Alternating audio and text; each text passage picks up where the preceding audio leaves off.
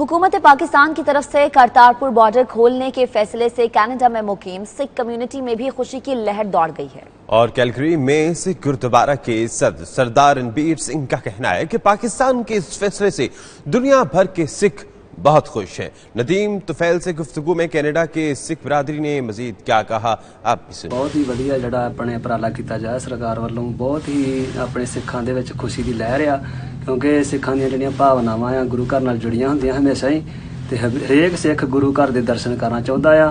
बहुत ही वधिया आ, ते होर भी जिहड़ा अपने जिथे जिथे नहीं दर्शन कर सकदी संगत उत्थे भी महाराज किरपा करन। ਅਸੀਂ ਜੋ ਕਿ ਕਰਤਾਰਪੁਰ ਲਾਂਘਾ ਖੁੱਲ੍ਹਣ ਜਾ ਰਿਹਾ ਉਹਦੇ ਲਈ ਦੋਨਾਂ ਹੀ ਸਰਕਾਰਾਂ ਨੂੰ ਬਹੁਤ-ਬਹੁਤ ਵਧਾਈ ਦਿੰਦੇ ਹਾਂ। ਜਿਤਨੇ ਵੀ ਸਰਕਾਰੀ ਨੁਮਾਇੰਦੇ ਉਹਨਾਂ ਦਾ ਵੀ ਸਾਰਿਆਂ ਦਾ ਬਹੁਤ-ਬਹੁਤ ਧੰਨਵਾਦ। ਸੰਗਤ ਬਹੁਤ ਉਤਸ਼ਾਹ ਸੀ ਦੇਖਣ ਦਾ। ਮੈਂ ਖੁਦ ਪਾਕਿਸਤਾਨ ਜਾ ਕੇ 10 ਸਾਲ ਪਹਿਲਾਂ ਦੇਖ ਆਇਆ, ਬੜਾ ਆਨੰਦ ਆਉਂਦਾ। ਇਸ ਕਰਕੇ ਸਾਰੇ ਹੀ ਜਿਹੜੇ ਵੀਰਾਂ ਨੇ ਉਪਰਾਲਾ ਕੀਤਾ ਉਹਨਾਂ ਦਾ ਬਹੁਤ-ਬਹੁਤ ਧੰਨਵਾਦ। ਵਾਹਿਗੁਰੂ ਜੀ ਕਾ ਖਾਲਸਾ, ਵਾਹਿਗੁਰੂ ਜੀ ਕੀ ਫਤਿਹ। ਸਭ ਤੋਂ ਪਹਿਲਾਂ ਤੇ ਮੈਂ ਵਧਾਈ ਦੇਣਾ ਚਾਹੁੰਦਾ ਇਮਰਾਨ ਖਾਨ ਦੀ ਟੀਮ ਨੂੰ, ਇੰਡੀਆ ਦੀ ਗਵਰਨਮੈਂਟ ਨੂੰ ਤੇ ਨਵਜੋਤ ਸਿੰਘ ਸਿੱਧੂ ਹੋਣਾ ਨੂੰ, ਜਿਨੀ ਇੱਕ ਕਰਤਾਰਪੁਰ ਦਾ ਬਾਰਡਰ ਖੋਲਣ ਦੇ ਵਿੱਚ ਬਹੁਤ ਮਦਦ ਕੀਤੀ। ਸਾਡੀ ਸਿੱਖ ਕਮਿਊਨਿਟੀ ਕੈਨੇਡਾ ਦੇ ਸਾਰੇ ਜਿੰਨੇ ਲੋਕ ਆ ਬੜੇ ਦਿਲੋਂ ਖੁਸ਼ ਆ। ਅਸੀਂ ਦੋਨਾਂ ਸਰਕਾਰਾਂ ਨੂੰ ਤਹਿ ਦਿਲੋਂ ਧੰਨਵਾਦ ਕਰਦੇ ਹਾਂ ਤੇ ਆਉਣ ਵਾਲੇ ਸਮੇਂ 'ਚ ਇਸ ਤੋਂ ਵੀ ਵੱਧ ਰਲ ਮਿਲ ਕੇ ਕੰਮ ਹੋ ਸਕੇ। ਹਾਂਜੀ, ਵਾਹਿਗੁਰੂ ਜੀ ਕਾ ਖਾਲਸਾ, ਵਾਹਿਗੁਰੂ ਜੀ ਕੀ ਫਤਿਹ। ਕਰਤਾਰਪੁਰ ਦਾ ਲਾਂਘਾ ਖੁੱਲਣ ਦੇ ਸਾਰੀ ਸੰਗਤਾਂ ਨੂੰ ਲੱਖ ਲੱਖ ਵਧਾਈ।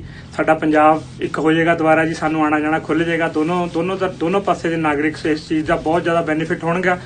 ਇਹ ਦੋਨੋਂ ਸਰਕਾਰਾਂ ਵੱਲੋਂ ਇੱਕ ਪਹਿਲ ਕਦਮੀ ਕੀਤੀ ਗਈ ਹੈ ਵੀ ਤਾਂ ਕਿ ਲੋਕ ਇੱਕ ਦੂਜੇ ਕੋਲ ਆਉਣ ਤੇ ਆਪਣੇ ਗੁਰੂ ਨਾਨਕ ਦੇਵ ਜੀ ਦਾ ਬਰਥਡੇ ਮਨਾਉਣ ਤੇ ਸਾਰੇ ਸਾਨੂੰ ਗੁਰਧਾਮਾਂ ਤੇ ਜਾਣ ਦਾ ਸਾਨੂੰ ਮੌਕਾ ਮਿਲੇ। ਸਾਰੀਆਂ ਦੋਨੋਂ ਸਰਕਾਰਾਂ ਦਾ, ਇਮਰਾਨ ਸਰਕਾਰ ਦਾ ਤੇ ਮੋਦੀ ਸਰਕਾਰ ਦਾ ਬਹੁਤ ਬਹੁਤ ਧੰਨਵਾਦ ਜੀ। ਅਸੀਂ ਕੈਲਗਰੀ ਦੀ ਸਾਧ ਸੰਗਤ ਵੱਲੋਂ, ਕੈਲਗਰੀ ਨਿਵਾਸੀਆਂ ਵੱਲੋਂ ਦੋਨਾਂ ਹੀ ਗੌਰਮੈਂਟਾਂ ਦਾ ਬਹੁਤ ਬਹੁਤ ਧੰਨਵਾਦ ਕਰਦੇ ਹਾਂ।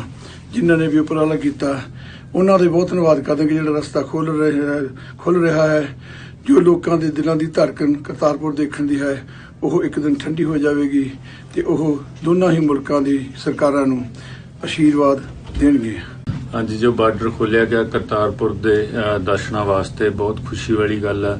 ਤੇ ਪਿਛਲੇ ਸੰਡੇ ਵੀ ਅਸੀਂ ਇੱਥੋਂ ਅਨਾਉਂਸ ਕੀਤਾ, ਸਾਰੀ ਸੰਗਤ ਨੂੰ ਵਧਾਈ ਦਿੱਤੀ ਸੀਗੀ ਤੇ ਜਿਹੜੀ ਜਨਰਲ ਸੰਗਤ ਦੇ ਨਾਲ ਗੱਲ ਹੋਈ ਹੈ, ਸੰਗਤ ਬਹੁਤ ਖੁਸ਼ੀ ਮਹਿਸੂਸ ਕਰ ਰਹੀ ਆ। ਜਿਹੜੇ ਵੀ ਸੱਜਣ ਇਹਦੇ ਵਿੱਚ ਇਨਵੋਲਵ ਨੇ, ਚਾਹੇ ਪਾਕਿਸਤਾਨ ਦੀ ਗਵਰਨਮੈਂਟ ਹੈ ਜਾਂ ਪੰਜਾਬ ਦੀ, ਇੰਡੀਆ ਦੀ, ਕਿੱਥੇ ਦੀ ਵੀ ਆ, ਉਹ ਸਾਰੇ ਉਹਨਾਂ ਨੂੰ ਮੈਂ ਉਹਨਾਂ ਦਾ ਧੰਨਵਾਦ ਵੀ ਕਰਨਾ ਚਾਹੁੰਦਾ ਤੇ ਸਾਰੀ ਸੰਗਤ ਇਸ ਲਈ ਬਹੁਤ ਜ਼ਿਆਦਾ ਖੁਸ਼ੀ ਮਹਿਸੂਸ ਕਰ ਰਹੀ ਹੈ।